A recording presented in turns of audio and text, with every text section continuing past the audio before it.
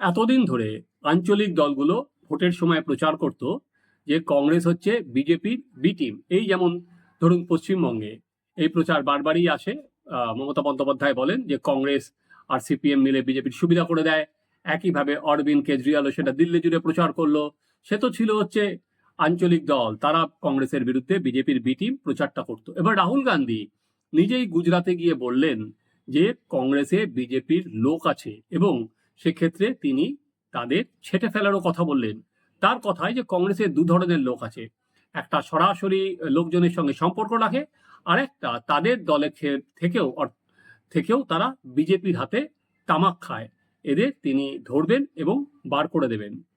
জানেনই রাহুল বার করতে পারবেন না সে তো পরের ধাপ। কিন্তু আলটিমেট যেটা হলো, এর ফলে রাহুল গান্ধীকে ট্রোল করতে শুরু করে দিয়েছে বিজেপি। দেখা রাহুল গান্ধী কিভাবে তার মোকাবিলা করেন।